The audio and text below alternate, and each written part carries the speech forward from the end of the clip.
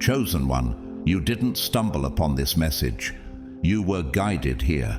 Heaven arranged this moment long before you knew you needed it. And the truth is, your soul has been silently crying out for confirmation, for a sign that the pain wasn't pointless, that the seeds you planted in the dark didn't disappear into nothing. This is that sign. You've carried so much without recognition. You've stayed when it would have been easier to run. You've given when you had almost nothing left to give. And still, you poured out love. You chose forgiveness. You kept your heart clean when it would have been easier to retaliate. Do you even realize how rare that kind of obedience is? God saw it all. He heard the prayers you whispered when no one was around. He noticed the nights you stayed awake, battling thoughts no one knew you struggled with. Heaven recorded every moment you turned the other cheek, every time you gave without being thanked, every time you chose peace over pride. What if the very moments you felt most invisible were the ones God treasured the most? Now the time has come. What was once hidden is about to be revealed. What was once done in secret is about to be honored in the open. This isn't just encouragement, it's a divine announcement. God is not only proud of you, He's about to reward you in ways that will silence every doubt you ever carried. But before we go any deeper, pause with me.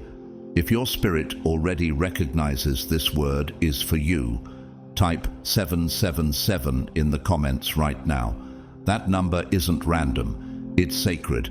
It's a prophetic confirmation that your life is aligned with something much bigger than you can see. And to every soul who has supported this ministry through super thanks, thank you. Truly, you didn't just give to a channel, you responded to a frequency from heaven. Whether you supported financially, prayed in secret, or simply showed up week after week, God saw it all. May your generosity be returned to you, pressed down, shaken together, and running over. Now lean in, because what comes next is not ordinary, it's holy, it's weighty, and it's for you. God is about to reveal the reasons behind the quiet seasons, the hidden victories, and the invisible strength you didn't even know you carried. Let's go deeper. God's chosen ones. Heaven saw what you did, and God is proud of you.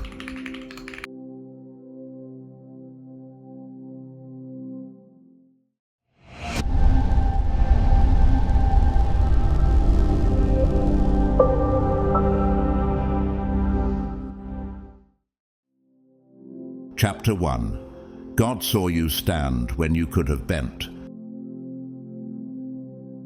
You never made an announcement about it, but heaven recorded it anyway. In moments where silence would have been safer, when nodding along could have opened more doors, you stood, not because you were trying to be noble, but because something holy inside you refused to bow. That was the Holy Spirit, not ego, not fear. Spirit-led strength clothed in obedience. What made you walk away from things that promised influence but would have fractured your soul? What held you steady when compromise could have eased the pressure? You didn't choose the easy applause. You chose the slow obedience. That's not failure, that's formation. Have you ever found yourself wondering why your no costs more than other people's yes? Some around you played the game and gained position. They learned how to water down conviction to become more acceptable. But you, God's chosen, were built for something deeper than applause. You were built for legacy. Daniel was too. In Babylon, he declined the king's food and drink, not to be difficult, but to remain consecrated. Daniel 1:8. No one forced him to resist. No law would have condemned him if he'd given in, but he chose private purity over public reward.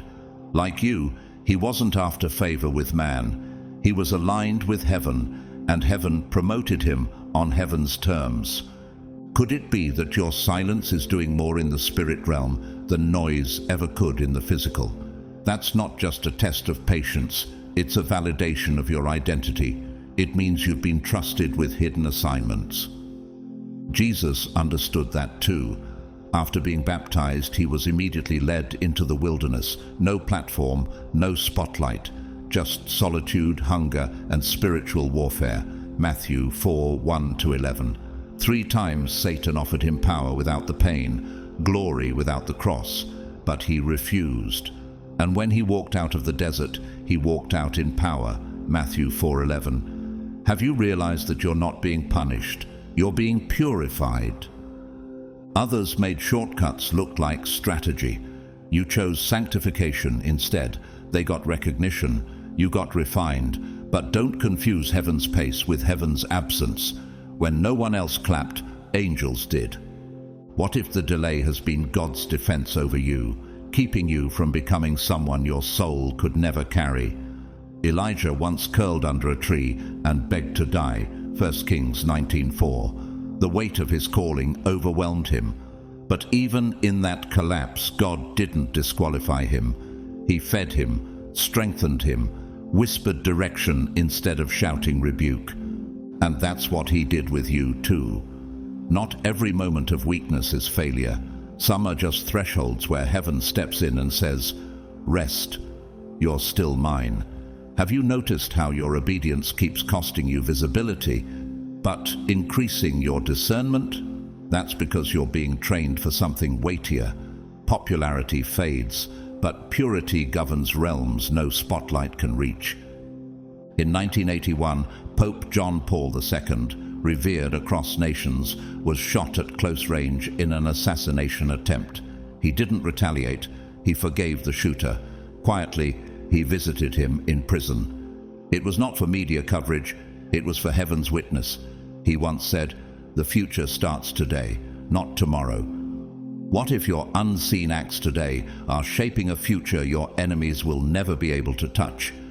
There was a woman named Karima, a school janitor in Boston, who was asked to sign off on a new policy that would remove prayer rooms from the school. It wasn't required. It was just encouraged. Signing would have guaranteed her a promotion. She declined. Years later, one of the girls who prayed in that room became a city councilwoman and created programs for underserved youth. No one knew about Karima's decision, but heaven did.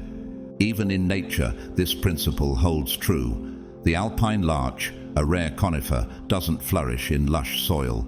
It thrives in frozen, jagged terrain. While others bloom in spring, the larch waits until autumn to reveal its golden brilliance. It grows slowly, deeply, enduring winds that strip lesser trees bare. Could it be that you were made for a season that requires more silence before the shining?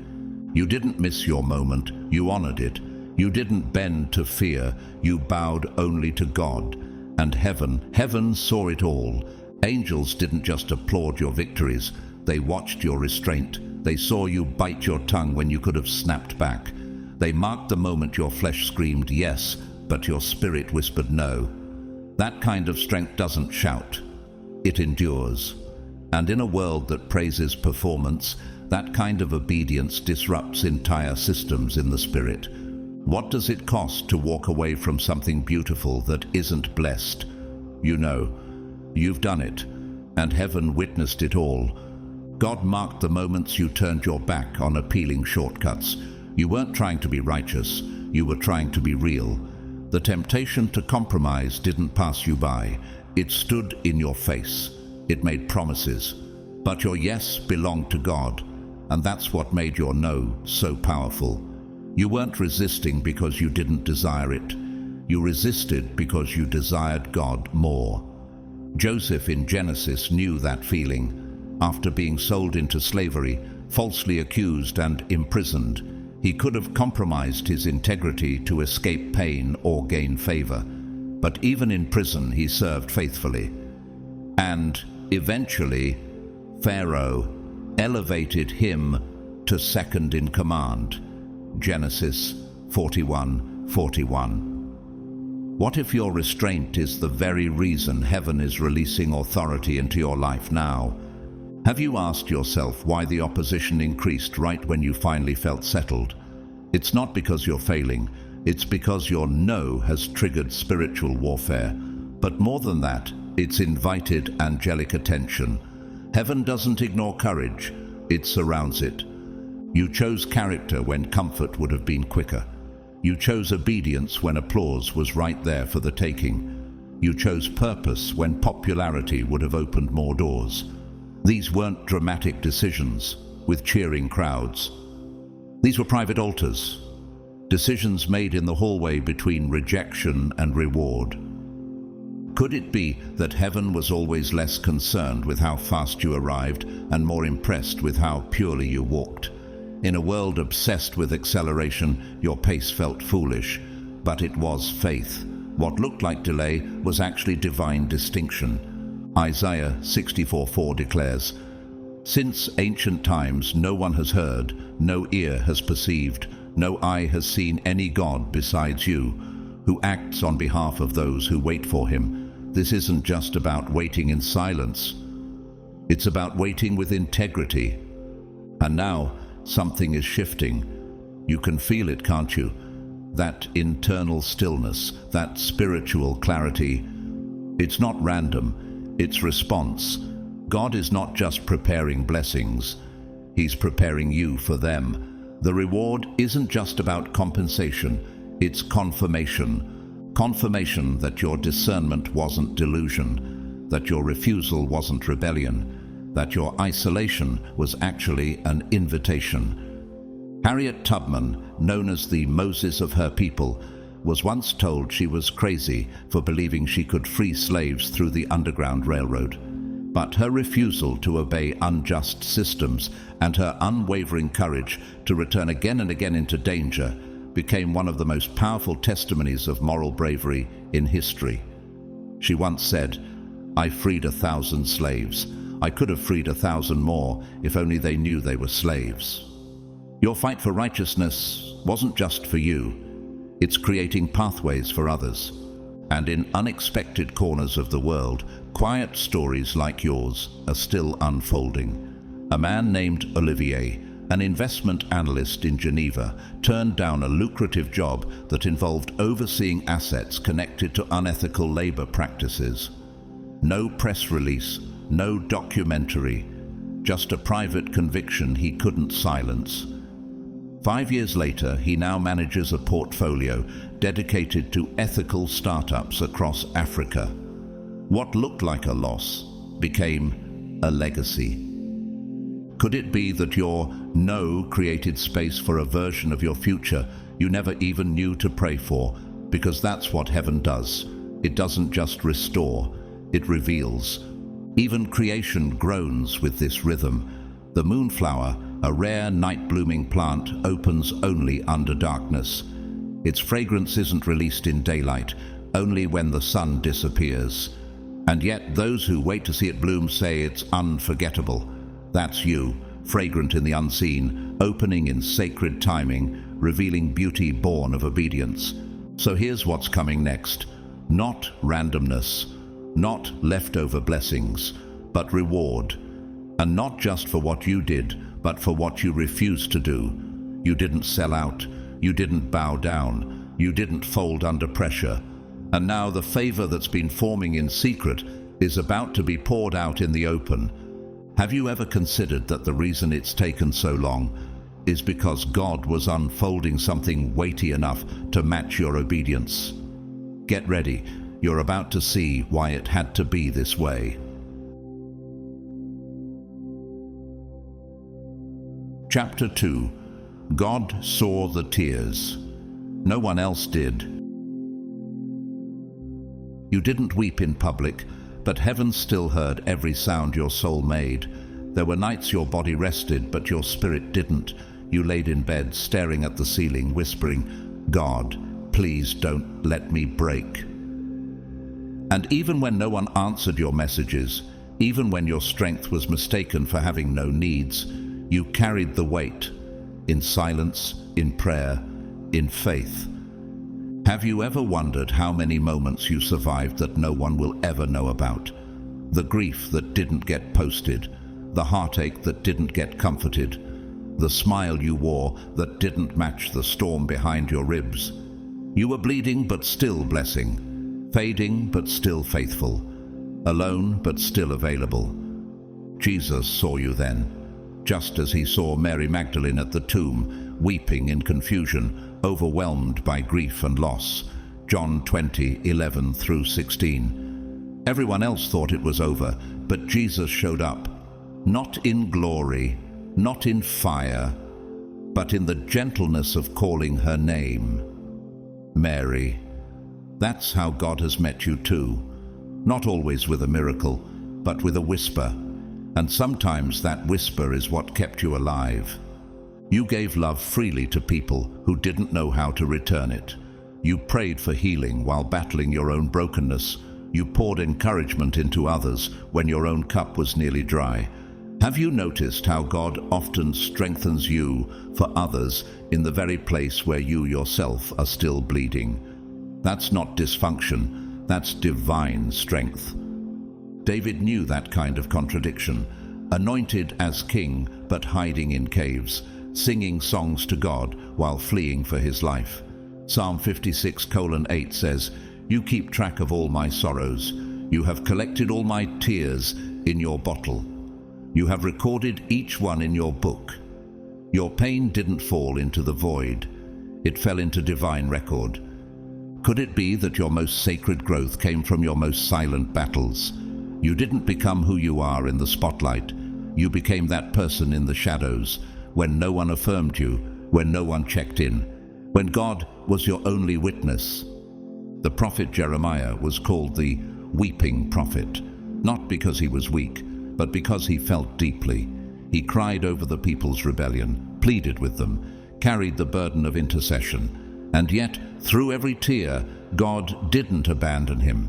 He strengthened his voice. That's what he's done with you too. Your tears weren't weakness, they were consecration. Have you ever asked why your greatest spiritual clarity often came after your deepest emotional collapse? It's not coincidence. God speaks from the rubble, from the wreckage, from the place where you have no more image to uphold and only truth remains. Mother Teresa, known for her compassion, once wrote in her private journals that she went years without feeling God's presence, and still she served. Still she smiled. Still she gave. Her endurance didn't come from feelings, it came from faith. "I have found the paradox," she wrote, "that if you love until it hurts, there can be no more hurt, only more love." You've lived that paradox, and heaven has taken note. There was a woman named Soraya, a youth counselor in Johannesburg, who showed up every day for troubled teens while silently grieving the loss of her own child. No one knew, not even her students. Her comfort came from whispered prayers during her lunch breaks. Years later, one of those teens became a counselor herself, inspired by the warmth Soraya gave without asking for anything in return. The light you gave away in your darkest hour was not wasted. Have you ever paused to consider how many lives are standing today because you didn't fall when you could have? You became someone's anchor while drifting in your own storm. That's not just resilience. That's spiritual inheritance. Even creation speaks this language. The blue morpho butterfly, one of the most radiant creatures in the rainforest, spends most of its life camouflaged in dull browns and grays. It only reveals its shimmering blue wings when it flies. And even then, only when caught in motion under sunlight. That's you. Heaven's hidden brilliance, only fully visible when moved by divine light through pain. God didn't waste your wounds. He turned them into windows, windows through which others could see grace, strength, hope, windows through which heaven could shine. You need to understand this deeply. Tears don't disappear, they plant. In the unseen soil of sorrow, every drop that slipped from your eyes became a sacred seed. And those seeds, they've been germinating in God's presence, waiting for divine rain. And now the clouds are opening. Have you ever sensed that your deepest grief was somehow preparing the way for a joy no one could steal? You didn't just cry, you sowed. You didn't just break, you built altars. And now the time has come. God is turning those invisible sacrifices into undeniable blessings. Psalm 126:5 declares, "Those who sow in tears shall reap with shouts of joy." That isn't poetic comfort, it's prophetic promise. The sorrow wasn't pointless, it was prophetic. What if your pain wasn't just endured, but invested? God is releasing restoration, not only to your emotions, but to the core of your being. The spiritual toll, the mental weariness, the financial strain, none of it escaped heaven's eyes. What you carried in silence is now becoming heaven's priority. Job understood the weight of that promise. He lost everything: family, wealth, health. His friends misunderstood him. His wife urged him to curse God. And yet Job held on. He wept, he questioned, he pleaded. But he didn't walk away. And when God restored him, it wasn't partial. Scripture says, "The Lord gave Job twice as much as he had before." Job 42:10. That's not just recovery, that's redemption. Have you ever wondered why God let you survive what others didn't come back from? There's a reason. You didn't just make it through. You came out with something sacred: compassion, depth, discernment. And those qualities are the currency of spiritual legacy. There is honor coming to your name, not the kind the world fabricates, the kind heaven bestows. Quiet strength will now speak louder than noise. Invisible battles will now birth visible victories. The peace you thought was lost forever, it's returning. The joy that slipped through your hands, it's being restored. Could it be that your reward is not compensation, but confirmation? That you weren't walking blindly, you were walking bravely. Desmond Tutu, South African archbishop and moral voice during apartheid, once said, "Hope is being able to see that there is light despite all of the darkness." He didn't just speak it, he lived it, leading through national trauma, forgiving enemies, and building reconciliation where revenge seemed inevitable. You've walked that kind of hope too, quiet, gritty, radiant in the shadows. And stories like yours echo across the earth. There's Jalen, a young nurse in Detroit who continued serving in ICU through waves of exhaustion and personal loss. He'd lost his sister during the pandemic, but chose to stay on call for others. He prayed over unconscious patients, sang softly through his mask. He never made the news, but he changed atmospheres. Like you, he kept giving even while grieving. Have you ever noticed how often heaven moves just after your breaking point, not before? That's not coincidence. That's divine rhythm. Your breaking didn't disqualify you. It qualified you for blessings not built by effort but by endurance. Even creation confirms this mystery. The desert rain lily, hidden deep beneath cracked ground, lies dormant for years and then suddenly bursts into bloom after the first heavy rain. It doesn't need perfect conditions, it just needs pressure to lift. That's you, bursting forth from barren seasons, stunning even yourself with what's been forming all along. God is not just restoring what was lost, He's rebuilding what was never fully seen. The beauty of your heart, the gold forged in your fire, the weight of your worship when no one was watching. You cried, but you never stopped. You wept, but you still worshipped. You broke, but you broke in God's hands. Have you realized that what you held onto in private is what God is now about to display in public? The same hands that held you in the valley are now lifting you to a mountaintop. This isn't just breakthrough, this is birth. You were not forgotten, you were being formed, not neglected, but anointed in hiding.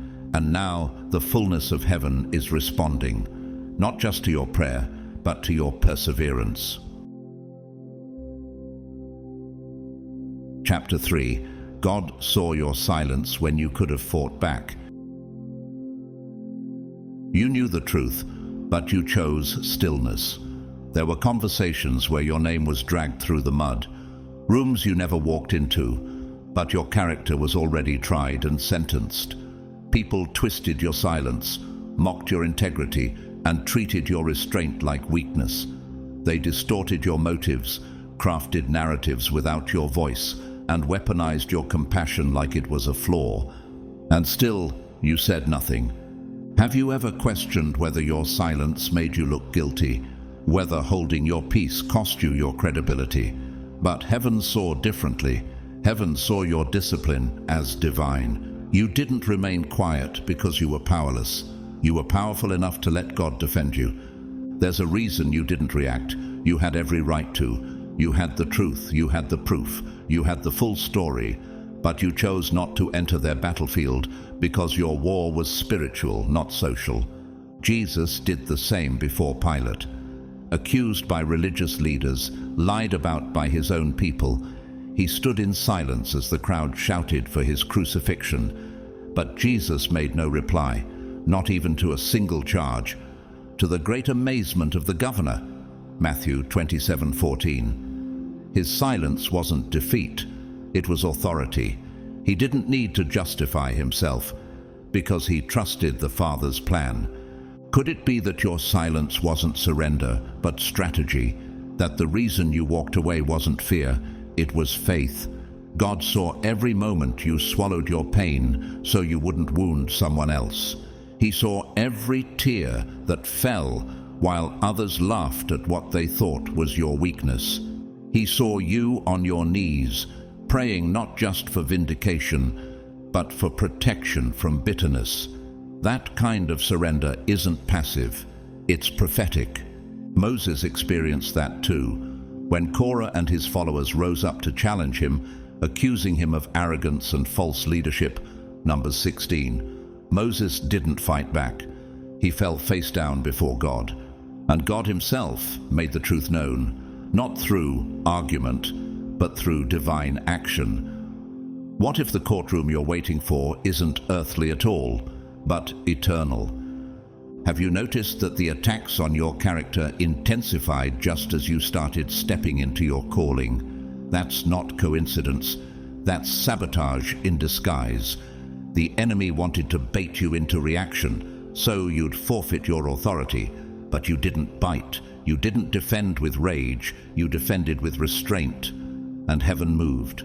Isaiah 30:15 reminds us, "In quietness and trust is your strength, not in noise, not in retaliation, but in holy restraint." It takes courage to stay silent when you know you could destroy someone with the truth. It takes power to stay clean when the mud is within arm's reach. Martin Luther King Jr., a pastor, prophet, and reformer, was slandered by media, spied on by government agencies, and betrayed by allies. And yet, he never let rage hijack his assignment. He said, "I have decided to stick with love. Hate is too great a burden to bear." He marched, not with vengeance, but with vision. You've done the same. When it would have been easier to react, you chose to rise. Ezra, a high school teacher in Sydney who was falsely accused by a parent of discrimination. He had emails that could have cleared him instantly, but he waited. He chose peace over public humiliation. Weeks later, the parent privately apologized, and the school promoted him for handling the situation with wisdom. He didn't defend himself online. He let time and character speak.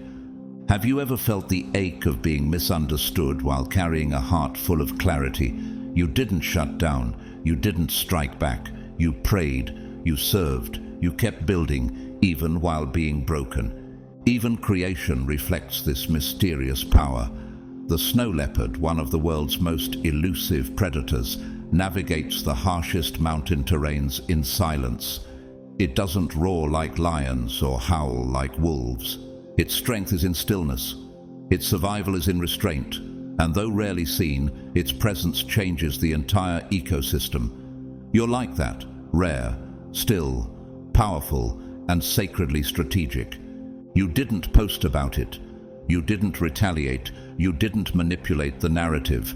You gave God the courtroom. And now, He's issuing the verdict, not just of your innocence, but of your anointing. They thought you were shrinking, but God was shielding. They mistook your silence for surrender, when in fact it was sanctification. You weren't backing away, you were being repositioned. In a world that teaches retaliation, your restraint was revolutionary. You didn't scream, you didn't chase clarity from the crowd. You let your heart break in private, and heaven called it holy. Have you noticed how often your quietest seasons are followed by your biggest shifts? That's not coincidence. That's spiritual law. When you protected your peace instead of proving your point, you positioned yourself for promotion. God has not overlooked how you handled injustice. When the world expected retaliation, you chose reverence. You went higher when the enemy pulled low. You sang when you could have shouted. You chose worship over warfare. And God wrote it down. Luke 6:28 commands, "Bless those who curse you, pray for those who mistreat you." You didn't just read that, you lived it. And now, the reward being released is not just a gift, it's justice. Quiet, pure, heaven-sent justice. What if your greatest victories are being written in heaven's courtroom, not social media's timeline? What's coming to you isn't driven by pity, it's driven by precision. God has measured your tears, tracked your restraint, and honored your obedience, and now He's responding. Esther knew that process. She could have exposed Haman's plot early, but she waited, she listened, she moved in divine timing, not emotional urgency. And when the time was right, her words dismantled deception, and the very gallows built for her people were reversed on their enemy. You too have been walking in the kind of patience that heaven partners with. Have you ever felt like holding your peace was costing you visibility? Like staying still made others believe the lies? It didn't. It made room for heaven to speak on your behalf. Romans 12:19 declares, "Do not take revenge, but leave room for God's wrath." And that's exactly what you did. You left room. You let God have space to be your defender. And now, He's about to speak so loudly that no one will remember the lies. Only the legacy. Dr. Bernice King, daughter of Martin Luther King Jr., carries her father's legacy not with bitterness, but boldness. In the face of misunderstanding, political pressure, and public scrutiny, she chooses spiritual clarity over noise. She once said, "True peace is not merely the absence of tension, it is the presence of justice." That's what's coming for you. Not just relief, but real, undeniable restoration. Marisol, a non-profit coordinator in Mexico City who was falsely accused of mishandling funds. She could have fired back with documents and emails, but instead she waited, quietly, with dignity. Months later, the truth emerged. Not only was her name cleared, but the organization elevated her to national leadership. Her silence wasn't surrender. It was strategy wrapped in worship. Could it be that your restraint is becoming heaven's resonance? That your silence is echoing louder in the spirit realm than words ever could on earth? Even creation reveals this principle. The ocean doesn't argue with the rocks. It pulls back in silence and returns with a force that reshapes the entire coastline. That's what's happening to you. The stillness you held is becoming the momentum God uses to carve new territory. Now comes the response. Not from you, but from God. You stayed quiet when your flesh wanted to explain. You stayed clean when your anger wanted to swing. You stayed under when ego wanted to rise. Have you considered that your greatest vindication will be the fruit of what you didn't say? Because heaven remembers not just what you endured, but how you endured it. The same mouths that doubted you will witness a flood of favor they can't explain. Not to shame them, but to remind them that God doesn't bless noise, He blesses obedience. You stayed low. Now God is lifting you. You stayed hidden. Now God is highlighting you. You stayed pure. And now heaven is about to thunder on your behalf. Chosen one, your silence was not absence.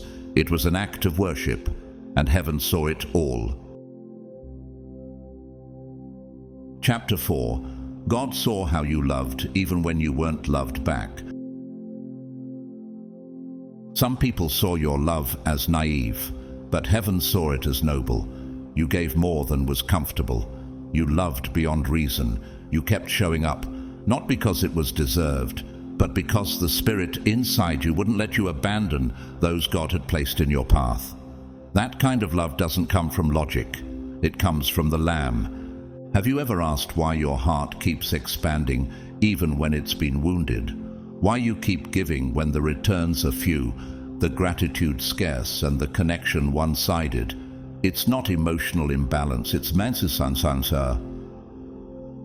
It's its divine reflection. There's a kind of love that cannot be replicated by willpower alone. It's the love that doesn't recoil when rejected, the kind that chooses faithfulness even in the face of distance. You gave that kind, not because they earned it, but because heaven entrusted it to you. You extended grace in drought. You gave warmth to emotional coldness. You remembered birthdays for people who forgot your existence. And when others questioned, why keep pouring into those who can't reciprocate? You asked yourself the same thing. David knew that tension. He showed unwavering loyalty to King Saul, a man who tried to kill him, hunted him like an enemy, and viewed his love as a threat. And yet, David refused to retaliate. In fact, when Saul died, David mourned him with honor. 2 Samuel 1:17-27. That's not foolishness. That's faithfulness forged in fire. Have you ever noticed how love tests your strength more than hate ever could? Hate gives you an excuse. Love demands a cross, and you carried yours quietly. You bore it in silence, not seeking recognition, not manipulating outcomes, not demanding closure. You just kept loving. God saw every unreturned message, every unreciprocated gesture, every silent prayer whispered for someone who never once prayed for you. He saw the way you held space for their healing while hiding your own hurt. That wasn't self-abandonment. That was sacred surrender. Romans 5:8 says, "While we were still sinners, Christ died for us." You were never meant to die for anyone, but you did mirror the nature of the one who did, by loving first, even when love didn't return. Have you ever felt like your love was wasted? Like it fell into a black hole of apathy? It didn't. It fell into heaven's account, and not one drop went unrecorded. The prophet Hosea was commanded by God to marry Gomer, a woman who would continually leave him, betray him, and abandon covenant. And still, Hosea pursued. Still, he redeemed her, not for romance, for revelation. To demonstrate what God's love looks like: scandalous, sacrificial, persistent, Hosea 3. That's the love you've walked in, misunderstood on earth, celebrated in heaven. Have you ever wondered if your endurance in love is birthing something far deeper than healing, maybe even legacy? Because that's how generational cycles are broken, not through revenge, but through redemptive love. Fred Rogers, better known as Mr. Rogers, was not just a children's TV host. He was a trained minister who saw television as a pulpit to speak kindness into chaos. When critics mocked his tone, dismissed his message as soft, or misunderstood his compassion as performative, he kept loving, quietly, faithfully, unshaken. He once said, "Love isn't a state of perfect caring. It is an active noun like struggle. You've lived that struggle with strength, with reverence." Lena, a seamstress in Nairobi who supported her sister for over a decade, covering school fees, rent, and medical bills. When Lena fell ill, the sister disappeared. No calls, no visits. But Lena never spoke a word of resentment. She simply kept praying. Months later, her sister returned, repentant and broken, and Lena embraced her like no offense ever occurred. That kind of forgiveness can't be faked. It's forged in worship. Have you paused to realize that your capacity to love like this is not human, but holy? It is evidence that heaven is alive in you. Even nature honors this pattern. The African acacia tree, under intense drought, still provides nutrients to nearby plants through its root system, unseen, unnoticed, and often unrewarded. It survives in scarcity while sustaining others in secret. That's you, rooted in love, even when no one acknowledges the cost. God saw how you stayed tender in a hardened world, how you kept showing up in silence, how you gave without expecting, and how you bled without demanding compensation. Chosen one, you weren't being foolish, you were being formed. Chosen one, love like yours never vanishes. It leaves an imprint. Heaven saw what others overlooked. God recorded every quiet sacrifice, the gentle texts no one replied to, the rides you gave without asking for gas money, the birthdays you remembered when yours passed unnoticed. Each moment was written in the archives of glory, not because of scale, but because of sincerity. Have you ever felt invisible in the very places you chose to show up most fully? Love, when unreturned, can feel like a wound, but in the kingdom, it becomes a witness. Every act you sowed in faith has not faded. It has formed a harvest. You kept loving while bleeding. You stayed kind while tired. You extended grace in seasons when you needed it most. And even when love wasn't reciprocated, you didn't let it alter the purity of your giving. That's not softness, that's sacred strength. Jesus spoke of this kind of love in Luke 6:35. Love your enemies, do good to them, and lend to them without expecting to get anything back. Then your reward will be great. You lived this verse, not for show, but because the Spirit wouldn't let your heart close itself in self-protection. And now that reward is taking shape. Have you paused to consider that the love you poured out is returning, not from recycled sources, but through divinely assigned vessels? God never recycles pain. He redeems it. Not all rewards arrive with the same faces. Some come in the form of peace that feels like home. Some arrive as friends who show up without being asked. Others manifest as laughter that doesn't come with tension, or rest that isn't earned, just given. That's what's coming next. Not performance-based affection, but covenant-based connection. Ruth experienced this redemption. After losing her husband and following Naomi into unfamiliar territory, Ruth could have grown bitter. Instead, she remained faithful. Her loyalty became her pathway to destiny. God orchestrated a love story with Boaz, not as a replacement for what she lost, but as a restoration beyond what she imagined. Ruth 4:13 through 15. You've shown that kind of loyalty, and the same divine orchestration has already begun in your favor. Have you noticed the emotional doors closing around you lately? That's not punishment. That's pruning. Heaven is making room for the relationships that won't require you to shrink, chase, or explain yourself just to be safe. Maya Angelou, poet and prophet of dignity, once said, "Never make someone a priority when all you are to them is an option." She didn't say that out of bitterness, but out of wisdom born in the fire. You've learned that too, not by becoming cold, but by becoming clear. A man named Terence, a trauma counselor in Atlanta, spent years walking with clients through their darkest hours. He gave patience, presence, and care, but when his own crisis hit, few reached out. For months, he grieved in silence, until a former client, now a therapist herself, returned with the same depth of love he once gave. The circle of compassion returned, not symmetrically, but supernaturally. Have you realized that heaven never allows genuine love to end in loss? Every act becomes an echo. Every seed turns into sustenance, even if the soil seems unresponsive for a time. Even the wild understands this cycle. The baobab tree in Africa stores water in its massive trunk during drought. It appears swollen and strange, but inside it carries life for others, often sheltering birds, animals, and humans alike. When the rain finally comes, the tree doesn't just bloom, it bursts. You are that kind of vessel, misunderstood in waiting, miraculous in reward. The time of overflow is near.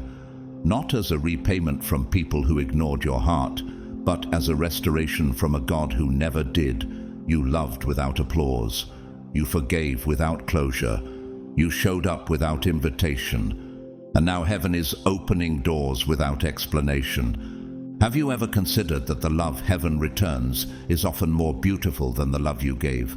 Not because it's grander, but because it's purer. God doesn't just match what you gave. He multiplies it. The world didn't give you the love your heart deserved, but God is sending it now, in waves, in warmth, in people who carry honor in their presence. This time, you won't have to wonder if you're too much. You'll realize you were always just right for the ones who were divinely sent to receive you. Chapter 5. God saw you sow when you had almost nothing. Chosen one, what you gave didn't come from surplus. It came from sacrifice. Let's speak plainly. You weren't giving because life was easy. You were giving because obedience gripped your spirit harder than fear ever could. You showed up when you should have shut down. You poured into others while praying someone, anyone, would pour back into you. And when no one did, you still kept going. Not because you had enough, but because you were enough. Have you ever looked around and wondered why your own harvest seemed delayed, even though your hands were the ones sowing so much? The world saw your generosity as naivety, but heaven recognized it as maturity. That wasn't weakness, that was war. You didn't tithe because your wallet was full. You tithed because your soul was faithful. You didn't serve because you had the time. You made the time, even while your own needs begged for attention. That wasn't performance. That was covenant. The Bible speaks of such sacrifice in 2 Corinthians 9:6-8. Whoever sows sparingly will also reap sparingly, and whoever sows generously will also reap generously. And God is able to bless you abundantly. You believed that, even when it looked irrational. You sowed into the unseen. Have you ever wondered how many miracles you helped unlock for others while you were still praying for your own? That's spiritual maturity, the kind that isn't loud, but legendary. Elijah once met a widow in Zarephath, 1 Kings 17:8-16, who had nothing left but a handful of flour and a little oil. She was preparing a final meal for herself and her son before expecting to die. Yet, she gave what little she had to the prophet, and what happened next shifted her destiny. Her jar never ran dry. Her seed was survival disguised as surrender.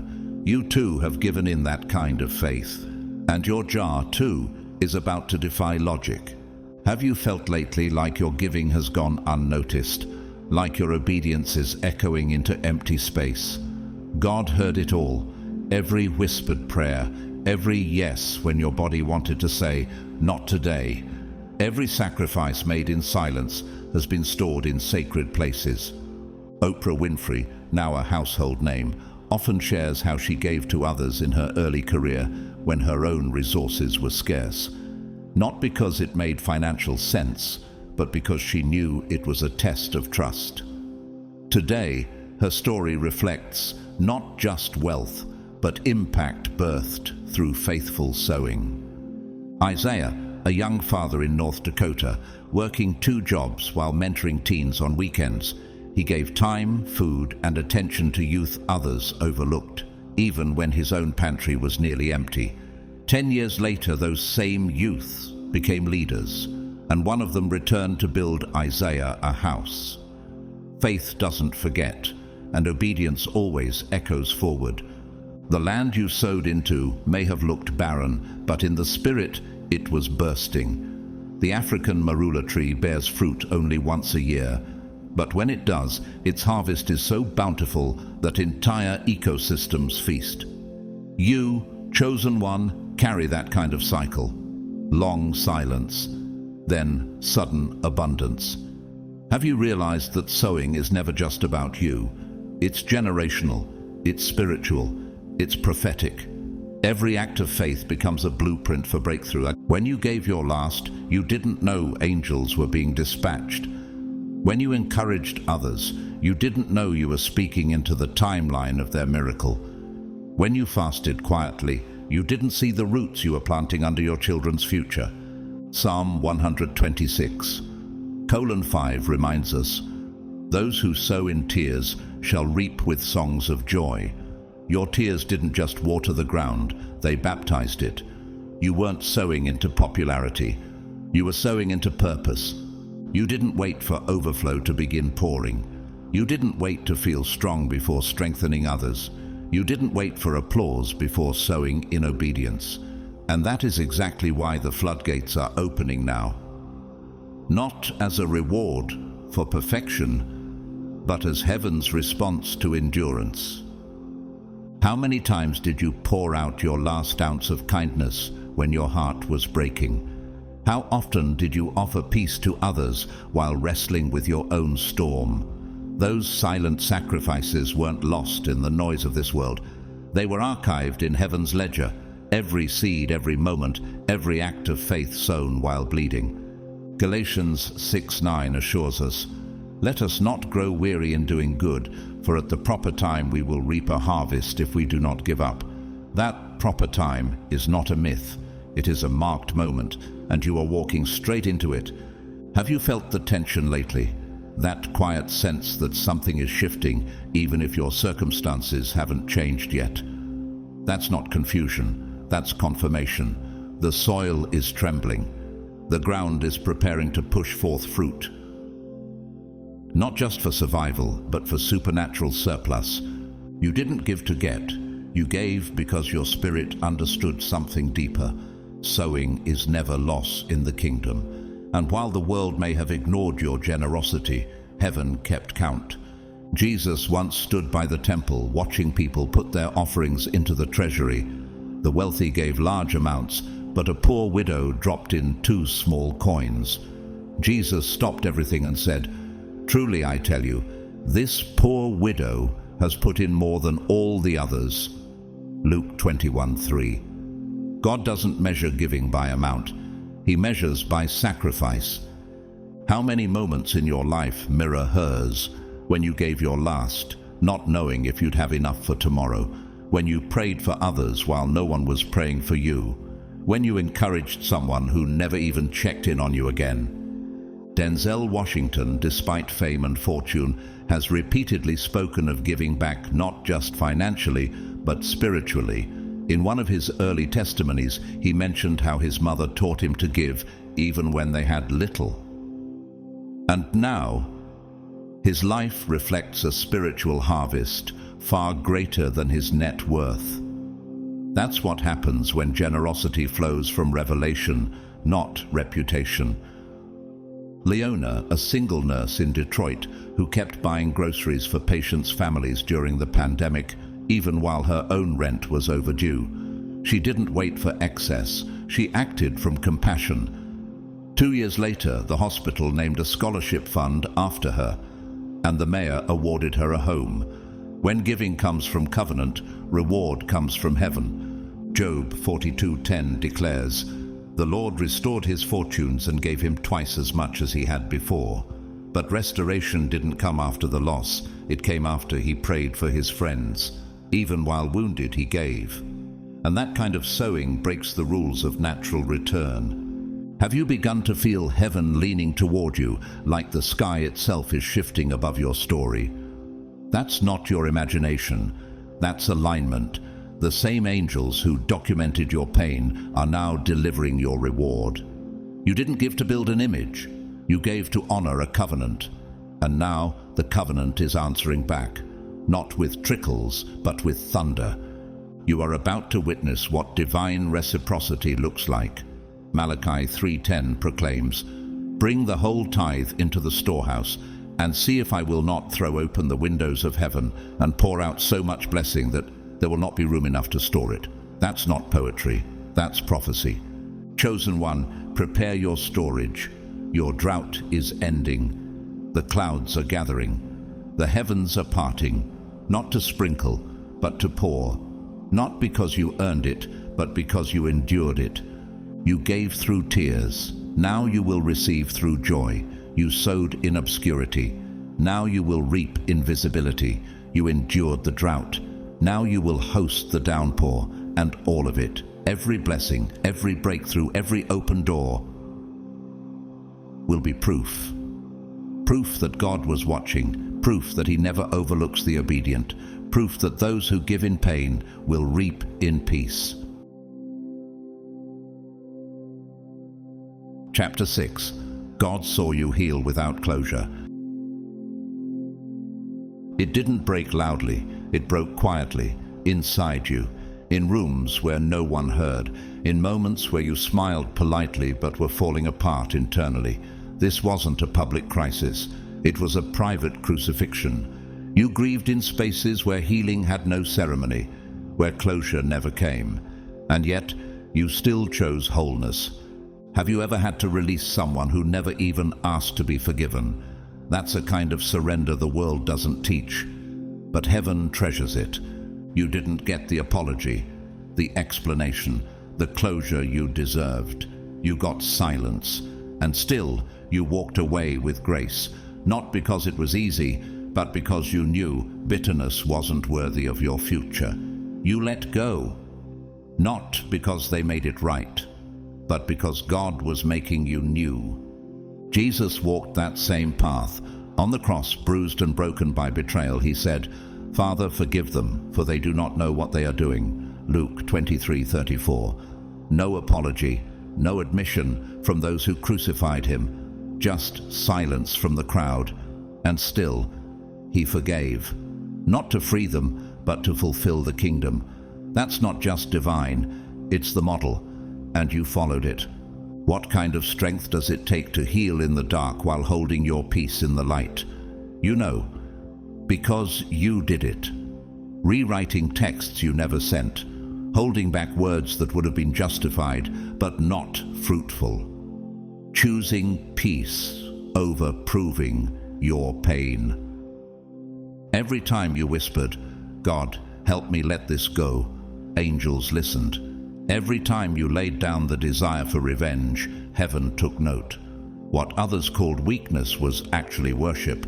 What they called passivity was actually prophetic restraint. Joseph experienced that same mystery. Betrayed by his own brothers, sold into slavery, abandoned in a dungeon. He had no closure, no justice system, no final confrontation. But when he saw them again, he wept, not with anger, but with compassion. "You intended to harm me, but God intended it for good." Genesis 50:20. He didn't wait on their confession. He trusted God's conclusion. Have you noticed how healing came the moment you stopped needing an ending to write a new beginning? You weren't waiting for them anymore. You were waiting on God. And He came in whispers, in strength, in subtle shifts of your heart. Psalm 147 verse 3 says, "He heals the brokenhearted and binds up their wounds." That means God didn't need their words to begin your restoration. He saw the moment you unclenched your fist and opened your palms. The moment you cried without clarity, but chose peace anyway. The moment you smiled while still bleeding and called it growth. Simone Biles, the most decorated gymnast in history, shocked the world when she stepped back from competition in 2021 to prioritize her mental and emotional well-being. Critics said she quit, but in truth she reclaimed herself. She later said, "At the end of the day, my mental and physical health is above all medals." She didn't wait for applause, she chose alignment, and heaven honored her courage. So did yours. In a small town outside Nairobi, a woman named Miriam spent 5 years taking care of her bedridden mother, who had emotionally abused her in childhood. Her mother never said sorry, not once, but Miriam stayed, held her hand, washed her face. And when her mother passed, Miriam buried her in peace. Not because the wound was healed by words, but because God had already healed her heart. Have you ever realized that not getting closure was actually a mercy? Because God didn't want them to have the final word over your story. You were never waiting on them. You were being prepared by Him. Even nature reflects this kind of quiet release. The weeping willow, though bent by its own weight, doesn't break. Its branches touch the water without drowning in it. It flourishes beside rivers because its roots run deep, deeper than what's visible. That's you. Flexible, yes, but still rooted. And God saw how you bent without breaking. Could it be that the pain you carried alone became the birthplace of a deeper strength heaven couldn't have given you any other way? Because that kind of surrender, that kind of inner laying down, cannot be faked. It's forged. You didn't get the answers, but you got something better, peace that surpasses understanding. And that peace wasn't passive, it was warfare. Heaven saw it all. You didn't wait for their apology. You didn't pause your purpose hoping they'd return and make it right. You let God make you right. That wasn't passivity, that was power.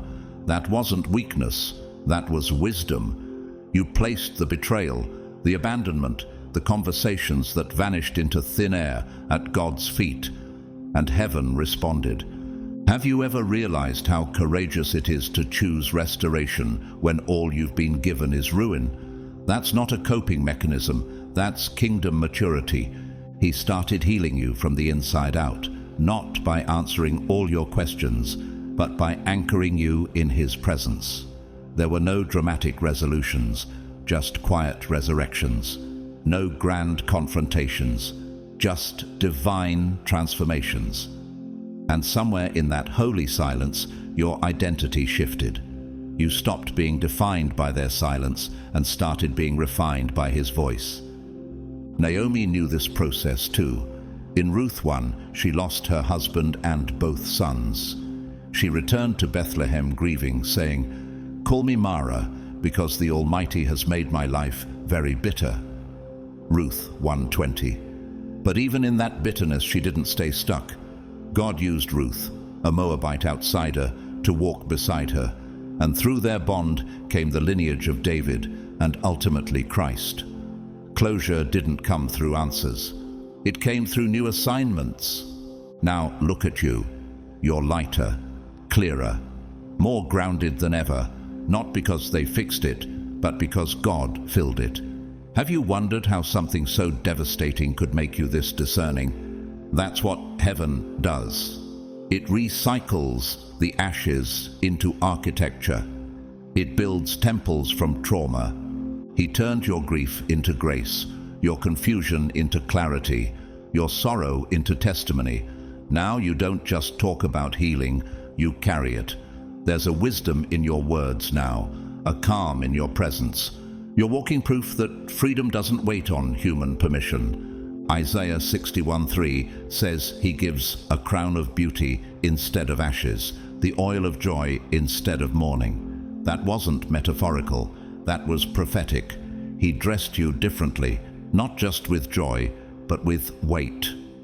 You walk differently now, not because you forgot what happened, but because you remember who you are. Have you noticed how your elevation came after your surrender, not after their apology? That's not coincidence. That's covenant. When you released them, heaven released you. Chimamanda Ngozi Adichie, acclaimed Nigerian novelist and feminist voice of her generation, once said, "Forgiveness is not about exonerating the perpetrator, it's about liberating the victim." She wrote stories that healed readers across continents, while privately forgiving betrayals no one ever knew about. That's the hidden labor of freedom, and you've done that too. Somewhere in Philadelphia, a man named Devon walked away from a high-paying corporate law job after discovering that a partner at the firm had sabotaged his promotion behind closed doors. Devon never confronted him, never exposed him. Instead, he quietly launched a non-profit legal defense fund for wrongfully accused youth. Years later, the same partner now donates to that fund monthly, unaware of who leads it. God didn't just vindicate Devon, He elevated him beyond the need for vengeance. Could it be that your healing became someone else's roadmap to hope, not because of what you said, but because of what you refused to chase? That's the quiet ministry of healed people. And don't be surprised when the very ones who dismissed you now watch you ascend, not because you crafted a comeback, but because you chose to come clean before God. This isn't spite, it's signal. It's not revenge, it's revelation. Even creation bears witness. The cicada, buried underground for years, emerges only after a long hidden season of transformation. When it surfaces, it sings loudly, but the sound isn't noise. It's the evidence that something survived the dark and came out louder for it. That's you, not loud from pride, but from proof. Have you considered that your joy is now your justice? That your praise is heaven's answer to every moment you cried for closure? You're not walking wounded anymore. You're walking whole. You're not trapped in memory. You're moving in miracles. You're not waiting for them. You're welcoming him, and heaven saw it all. Chapter 7. God is about to reward you openly. There's a turning point in every divine story, a moment when heaven no longer keeps the testimony hidden. That moment is now. For all the times you labored in silence, worshipped without witness, gave without gratitude, heaven is about to respond in a way the world cannot ignore. Have you ever wondered if your secret sacrifice was really seen? Every late-night prayer, every tear that hit the floor when you stayed up interceding for others while your own life was unraveling. Every time you said yes to God when no one clapped, it all mattered. God saw you help others while you were bleeding. He saw you forgive while still healing. He saw you worship while waiting. And while the world praised louder voices, heaven honored your quiet faithfulness. You weren't just enduring, you were being etched into heaven's record. Jesus speaks directly to this kind of life in Matthew 6:4. Your Father, who sees what is done in secret, will reward you openly. That's not symbolic. That's a promise. And God is not slack concerning his promises. He has been building something in you, and now he's about to build something through you. You planted without selfies. You gave without broadcasting. You served without needing credit. That wasn't invisibility, that was investment. Do you remember when you questioned if your unseen efforts were making a difference? They were, not just in others, but in you, because obedience done in secret trains your soul for public authority. And now you're not just being elevated, you're being entrusted. David was anointed king while still a shepherd, 1 Samuel 16. No throne, no crown, just oil and obscurity. For years he played harps in the background while others wore armor in the front. But his promotion didn't come from ambition, it came from intimacy. What David did in the fields, God later revealed in the palace. That's your story too. Could it be that what felt like delay was actually God protecting your destiny from premature exposure? Because what he's about to release through you carries weight, it carries impact. It requires the kind of character that only grows when no one is watching. Psalm 31:19 declares, "How abundant are the good things that you have stored up for those who fear you." That's not poetic exaggeration. That's prophetic inventory. He's been storing blessings, relationships, opportunities, resources, and now he's opening the vault. Tyler Perry, one of the most successful storytellers and entrepreneurs of our generation, spent years living in his car while producing stage plays that flopped. People laughed, some walked out, but he stayed obedient to the vision. Years later, he owns one of the largest film studios in the world. He once said, "People don't have to believe in your dream. The only one who needs to believe in it is you and God." Now, millions believe, but only after he persisted in silence. Have you noticed how suddenly things are shifting? Not by force, but by favor. You're not chasing doors, they're swinging open. not because you strategized your way in, but because you surrendered your way up. Somewhere in northern Italy, a woman named Alessia ran a small bakery for years. She quietly baked bread every morning for struggling families, refusing to raise prices even as costs rose. When a famous food blogger stumbled into her shop one winter and posted about her, she went viral overnight. But when asked how she built success, she simply said, "I just kept feeding people." What she did in secret spoke so loudly, the world couldn't ignore it anymore. Could it be that your silent season wasn't a setup for shame, but for spotlight? Not to glorify you, but to reveal God through you. Even nature tells this story. The bamboo tree, after being planted, shows no visible growth for up to 5 years. Underground, it's developing a complex root system that can support explosive growth. And then, almost overnight, it shoots up over 80 feet in just weeks. That's you. Deep roots first, rapid fruit later. Have you ever felt the tension of being called but still hidden? That tension was proof, not of abandonment, but of preparation. Now it's time for the unveiling, time for the reward, not as a performance, but as confirmation that God keeps His promises to those who kept theirs in secret. The table has been prepared, and your name isn't just written on it, it's engraved into the wood by divine design. This wasn't a last-minute invitation. It's been reserved by righteousness, guarded by angels, and paid for in full. Not with silver or status, but with your obedience, your tears, and your unwavering yes. Have you felt the weight of waiting so long that you started wondering if the seat was still yours? What you didn't see was that while you waited, God was arranging. While you surrendered, He was building. Nothing was wasted. Not one moment. Not one cry. Not one sacrifice. When you take your place, it won't just feel like a breakthrough.